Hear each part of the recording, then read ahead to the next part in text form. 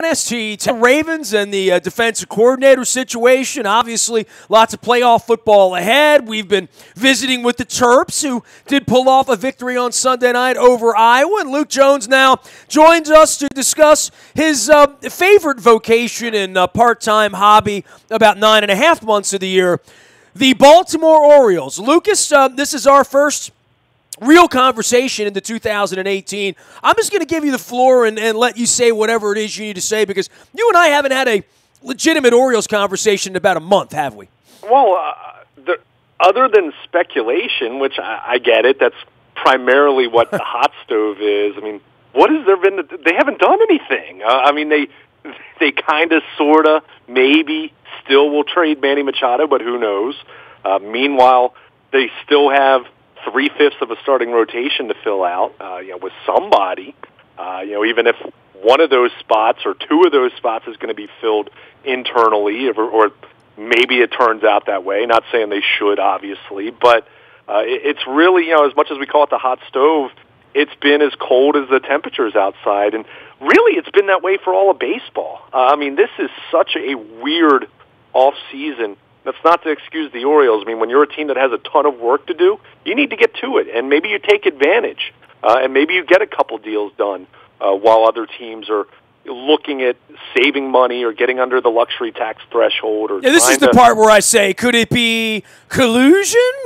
I mean, if it's not, it's just fiscal responsibility, fine. But it's a market correction, Lucas. It's a market correction. I mean, and are there teams that are kind of gearing up for next year's free agent class, which certainly has some better talents than what we're seeing this winter? I'm sure that's part of it, but looking at some of these, but that's more of an NBA thing, though, right? To be shedding a player to make room for next. I don't know that anybody right now should be making room for thinking they're going to be in the World Series in 2019, right? I mean, it's just one of those things where if you like Yu Darvish, if you like JD Martinez, go get them. If you like Alex Cobb, go get them. Just go down the list. But any of these ranking sites you look at, where you look at top 25 or top 50 free agents, and you look at those trackers, and for it to be the second week of January, and we're 5 weeks away from the start of spring training at this point, and you see the number of blanks, the number of where it says new team, and you just see a dash, an NA. It's just amazing. And again, I mean, the Orioles, they're in a way different situation than a lot of these teams from a standpoint of knowing what's ahead, knowing that you have a GM who is under contract for another 9 months, 10 months, whatever it is. Same with Buck Showalter, same with Manny Machado, same with Adam Jones, same with Zach Britton, same with Brad Brock. And as much as you look at all of baseball and say, well, the free agent market really hasn't been set yet, so to speak. Boy, you look at the Orioles, and I know they're going to have their mini camp this week in Sarasota, and there's going to be a whole lot of mindless discussion about a bunch of young pitchers who, most of them have no chance to make an impact for this team. But, I understand what the overall markets look like, but, I mean, you'd like to see some semblance of urgency with this club to do something, whether it's to try to get better for 2018, or how I think they should proceed, more so doing some things to try to get better for 2019, 2020, 2021. Because, as I've said to you, I think they're drawing dead. Short of signing Alex Cobb and Lance Lynn, I don't think they're going to have nearly enough pitching to even be a serious wild card contender. I think they could hang around in the way that they kind of sort of did this past season, but I don't see that. And even if they did sign Alex Cobb and Lance Lynn, I'm still not sure that'd be enough for this team. That's how bad this rotation is right now. And it's hard to even call it bad, because who's going to be in it? Dylan Bundy, Kevin Gausman. After that, you shrug your shoulders and say, Miguel Castro, okay. Gabe Ynoa, okay. I mean, just you go down the list, it's just... Yeah, but I mean, at the heart of all of this, I always go back to this. Why does Dan Duquette care? You know what I mean? And where is Buck in all of this, where there's been no talk of extension, no talk of really of anything? And I don't... I don't even know if it would be a good sign if Buck Showalter said, I'm going to take 3 more years here, sign me on through 21 or whatever it's going to be. I mean, look, Duquette's not staying. I mean, it's the worst kept secret in the world how unhappy he is here in general, and he can't wait to get out of here. So for anybody to expect mountains to be moved and for this organization to have, and I guess the word for it, Luke, and as I try to find it myself in my 50th year on the planet and my 26th year at doing sports radio, 27th year doing sports radio, this is our 20th year of WNST. It's been 5 years now since the Ravens won the Super Bowl. It starts to slip away a little bit. You try to find what I would call that energy, right? That pep in your step, that I feel 18 again, I feel unstoppable, I feel brand new, I feel like let's go get them.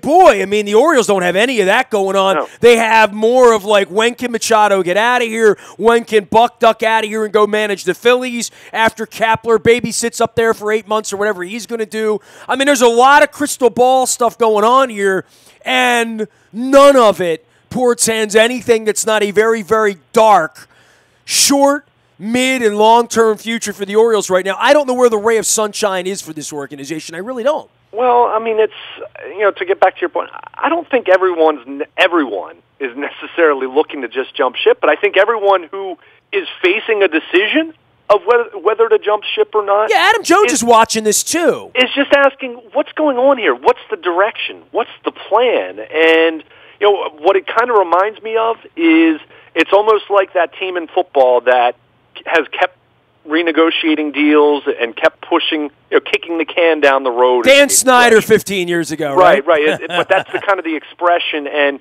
you've gotten to a point where there is no more of that. Manny Machado, whether you trade him now, whether you trade him at the trade deadline, he's going to be gone by the end of September, and that's going to be it, barring Peter Angelos having a change of heart and suddenly offering up $350 million. And even then, it's still a matter of, are you going to be the highest bidder? And if you are you going to be more appealing than teams A, B, and C who are most likely in much better position to win? So that's just reality. And you can keep punting, but ultimately decisions have to be made at some point here, or the decisions are going to just be made for you, and then you're going to have nothing. But it's just incredibly frustrating to me to look at this team and to see them proceed as though they didn't have any idea that these things were coming down the pipe. I mean, it's just, we knew about this. We've talked about post-2018 for a long, long time, even when the Orioles were still being very competitive and still making the playoffs in 2016. I mean, we talked about it then. We talked about it last offseason as far as, what they do with Machado, what they do with Zach Britton. And when you do nothing and you just delay making a decision, it opens up the door for things to go wrong. And we saw what happened with Zach Britton on that front. And we'll see what happens with Machado if, assuming he does go into spring training still a member of the Orioles, which it's looking more and more likely that that's going to be the case. How's he going to respond to the possibility that the Orioles say, well, we know you want to play shortstop, but we're not necessarily going to move you there. I mean, are they going to move him there? If they do, what happens with Tim Beckham? What happens with Jonathan Scope as far as what positions are they playing then? Do you move Scope to third? Do you move Beckham to third? I mean, it's just all of these questions that need to be answered on top of, well, if you truly are trying to keep this thing together, what do you do? What are you doing to give yourself a prayer to be able to be competitive? And not talking to win the division. I think any talk of that nature would be just completely silly. Are you trying to do something to make a run at the wild card? As ill-advised as I think that approach is, what are you going to do to in order for that to happen then? Because the way that this team's currently constructed, it's not good enough. I mean, you don't have a starting rotation. You have 2 starting pitchers right now. I mean, it's maddening. And, FanFest is a couple weeks from now. And, I mean, if you're a fan who wants a little flavor of baseball, and I understand that. I mean, FanFest is an enjoyable event for people that are tired of the cold and wanting spring and thinking baseball. But at this point, what exactly are I don't care how good of a salesman you are. What are you selling fans on with this team right now? I mean, it's just It's incredible to me how they proceeded. And again, I understand that the market itself has been very cold, and it's going to be interesting to see when exactly that starts moving forward. But you got to go make your baseball team better. You know what I mean? Like the Yankees didn't have any. The Yankees don't see a cold market right now. The Angels aren't seeing a cold market. They're making their baseball team better. You got to go make your baseball team better. We're past Elvis's birthday now. We're a month out on pitchers and catchers, and right now pitchers is not even plural. Right. I mean, and that's the thing. I mean. And Jeff Passan from Yahoo Sports put out a tweet over the weekend that was very eye-opening, talked about the fact that he said, and again, I'm citing his number here, so if it's wrong, then blame him, but total AL East free agent spending. Now, of course, Giancarlo Stanton going to the Yankees wasn't a free agent acquisition, but we understand that. But overall spending in the American League East right now, $23 million. I mean, it's incredible. The lack of movement. But that said, understanding that that's been the reality across baseball, this isn't the Orioles from 2 or 3 years ago where even if they didn't do anything, you still looked at them and said, yeah, they have a pretty good chance to be competitive and to contend. You wanted them to add more talent, and at times they did, and other times they didn't, and we talked about that. But this team, considering where they are with pending free agents, considering where they are with just not even having warm bodies in their starting rotation, I mean, where is the urgency? I mean, why haven't they been out on, setting the edge, so to speak, as far as some of these, lesser deals that were given to some starting pitchers that, hey, aren't known commodities, but guys that had some upside. I mean, Tyler Chatwood was someone that we talked about. Earlier in the offseason ended up signing with the Cubs, 3 years, $38 million. I mean, not saying he's going to be great, but there was enough in some of his road peripherals pitching for Colorado that, that's a guy, why don't you pull the trigger? 3 years, $38 million, yeah, that's a lot of coin, but that's not setting back your franchise if it doesn't work out. It's not setting back your franchise like a Chris Davis contract is looking to set this team back. Or even Jimenez for this franchise. For this franchise, Jimenez was a modern-day Glenn Davis. Right? So, but that said, I mean, at some point you got to do something. I mean, it's like the Orioles are in the old four corners offense. The Dean Smith's old four corners, and it's like they're running out the clock. But the problem is they're down 12 points. It's like, what are you doing? What exactly is the goal here? And I don't think anyone can look at this off season so far and justify any of it. I mean, it's been a complete mess. It's been a complete disaster. It's been an embarrassment. It starts with the fact that you have a lame duck GM, to a lesser degree, but still a problem, a lame duck manager contractually. What are you doing? I mean, those two decisions should have been made probably last off season, if you're talking about a good organization handling those types of things.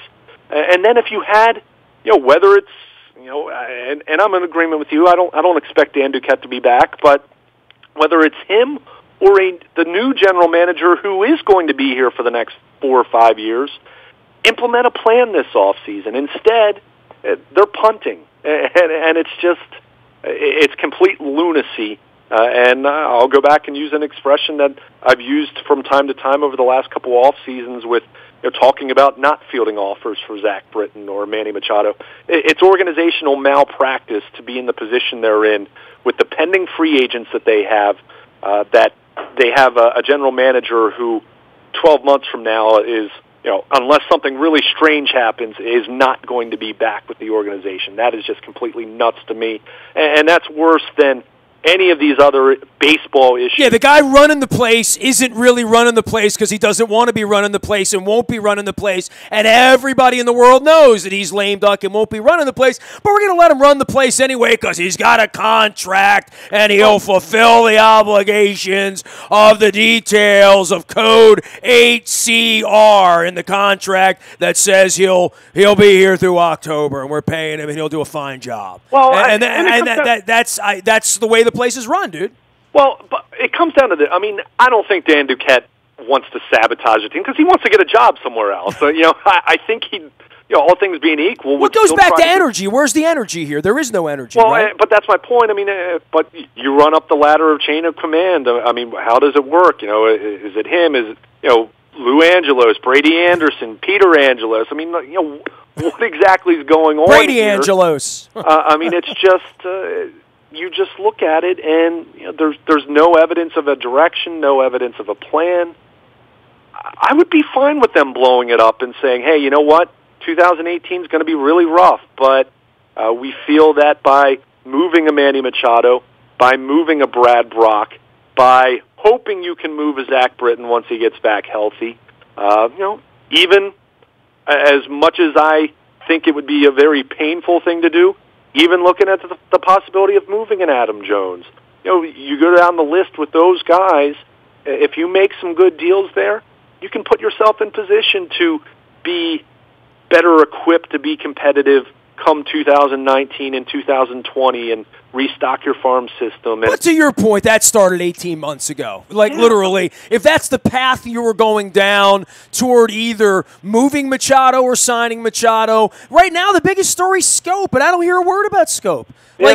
That is the story. The story is he's your problem 2 years from now, and you better figure out whether you want him here or not. And But the problem with that, though, even with him, like we said with Adam Jones and some of these other individuals who are coming up at a point where they need to make a decision about their future, he sees what's going on, and he sees how things aren't getting done or things are being mishandled, or it's just it runs down the line. I mean, young guys that are under club control and maybe only in their first year of arbitration, they're seeing what's going on, and I don't think it takes a rocket scientist. I don't think you have to be Bill James or name your genius general manager, Billy Beane, whoever, to see that this is heading down a really bad path right now. And to do nothing it's just incredible to me. I mean, at some point, make a decision on what you want, have some conviction in what you want to do and execute it then. And it doesn't mean it's going to work out, mind you, but it's way better than just continuing to do nothing. And for this team to be 5 weeks away from the start of spring training and to not even be able to fill out half of a starting rotation, that is embarrassing. Absolutely embarrassing. He is Baltimore Luke, out on Twitter, and Luke at WNST.net. He just spanked the Orioles. I need 2 drinks and probably an evening broadcast later on in the week after I towel off on the whole Ravens meltdown here and watching playoff football. We're going to be around all week. You can find us out in the buyatoyota.com audio vault 24 hours a day from anywhere in the world on your mobile device by downloading the TuneIn Radio app. The morning newspaper ships to your email inbox at 7 a.m. That's all free of charge. And of course, you want to get over to Planet Fitness, who sponsors our morning newspaper. It's only $10 a month. Never any commitment. It's a great new year, and we're even going to thaw out a little bit over Planet Fitness and planetfitness.com. Reminder to everyone, I am re-releasing Purple Rain 2, not Planet Fitness 2, Purple Rain 2, beginning on Thursday, a chapter a day every day. That'll be in our morning newspaper as well, out at WNST.net. Dennis is around. He'll be here Thursday from 3 until 5, getting you ready for said divisional round playoff activity this weekend. Also watching the Terps, MMA, monitoring the Orioles. Lack of efforts here in the offseason. It is the SSV on WNST, heard from 3 until 5 on Thursday. And, of course, Coons Ford of Security Boulevard sponsoring our WNST tech service. And when the Orioles make said moves that they're not making, you'll get it first on the WNST tech service. It's all brought to you by Coons Ford of Security Boulevard. You can find me, Nasty at WNST.net is my email address. I'm on Facebook, Twitter, LinkedIn, Snapchat, Instagram, streaming live right here on our Facebook Live, as well as our YouTube WNSTV channel. We are headed to Minnesota in 2 weeks for Super Bowl 52. I am putting a Ray Lewis Canton Hall of Fame bus on sale later on this week. I am also putting together that interest list. If you are interested in joining us for the Ray Lewis bus to Canton, email me, nasty at WNST.net. I am Nestor. We are WNST.net, AM 1570, and WNST Towson, Baltimore, and we never stop talking Baltimore sports.